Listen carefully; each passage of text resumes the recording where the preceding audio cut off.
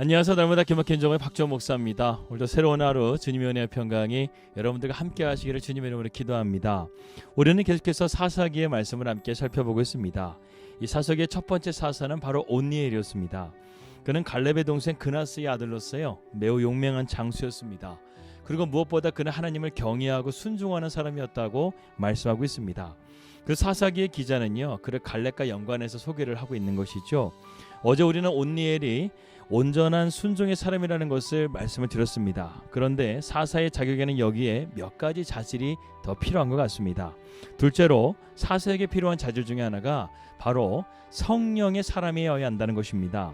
온니엘이 순종의 살 뿐만 아니라 성령의 사람이었다는 것이죠.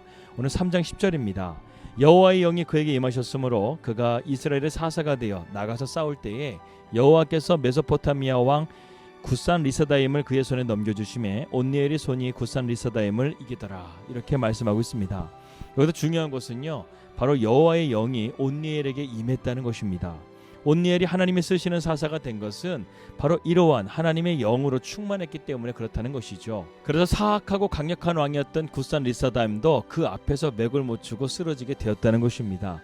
이와 같이 성령의 사역은요 앞으로 사사들의 행적들 속에서 계속해서 등장하고 있는 특징 중에 하나입니다. 사사들을 보게 되면 그들은 완벽한 사람들이 아니었습니다. 그들도 실수했고 연약했고 넘어졌던 사람들이었습니다. 하지만 하나님께서 그들을 쓰셨던 이유는 첫째가 하나님께 순종하는 삶을 산 것이고, 둘째가 순종하는 삶을 사는 그들에게 하나님께서 성령을 부어주셨다는 것입니다. 하나님께서는 그들이 하나님의 일을 감당할 수 있도록 능력을 공급해 주신 것이죠. 사도행전 5장 32절에도 이와 같은 비슷한 말씀이 있습니다.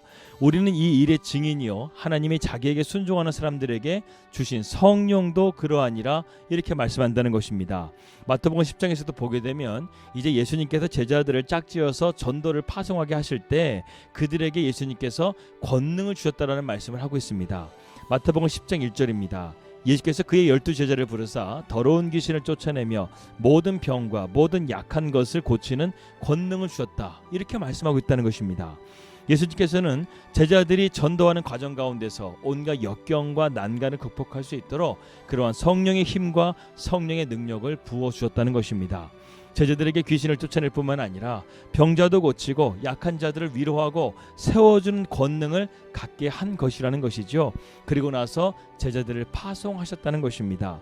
그것뿐만이 아니었습니다. 10장 20절에서 21절 말씀 보게 되면 주님은 이것도 약속하셨습니다. 말하는 이는 너희가 아니라 너희 속에서 말씀하시는 이 곧 너희의 아버지의 성령이시니라. 장차 형제가 형제를, 아버지가 자식을 죽는데 내주며 자식들이 부모를 대적하여 죽게 하리라, 이렇게 말씀하셨습니다. 예수께서는요 말하는 것까지도 염려치 말라고 우리에게 말씀하셨어요. 무슨 말입니까? 주님께서 우리에게 책임져 주시겠다는 것입니다. 그렇게 해서 주님은 우리에게 말씀과 순종을 통해서 우리에게 원하시는 성령의 능력을 부어주셔서 우리가 하나님의 나라의 일을 할 수 있도록 우리에게 은혜를 베풀어 주신다는 것입니다. 그러므로 우리는 걱정할 필요가 없습니다. 주님께서 친히 우리를 도우시고 공급해 주시기 때문입니다. 이것을 여러분 믿으시길 바라겠습니다. 온니엘은 분명 굉장한 능력이 있었던 사람이었어요. 군인으로서도 상당히 용맹한 사람이었습니다.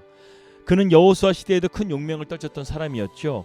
그리고 심지어 갈렙의 요구대로 전쟁에 나가서 승리해서 갈렙의 딸이었던 악사까지도 아내로 맞이하게 되는 아주 뛰어난 사람이었습니다. 하지만 그것만 가지고는 사사의 자격이 되지 못했다는 것이죠. 한 가지가 더 있어야 했습니다. 그것이 바로 무엇입니까? 그가 바로 성령의 사람이 되어야 한다는 것이죠. 그래서 온니엘은 굿산 리사다임을 이러한 성령의 도우심을 통해서 이기게 될 수 있었다는 것입니다.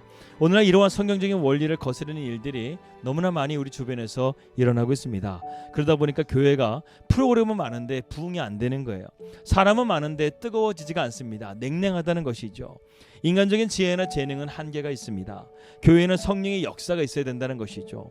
성령의 열매, 성령의 은사들이 교회 안에서 역동적으로 일어나게 될 때 교회는 부흥하게 된다는 것입니다. 성령과 함께하는 사람들이 자꾸만 세워져야 된다는 것이죠.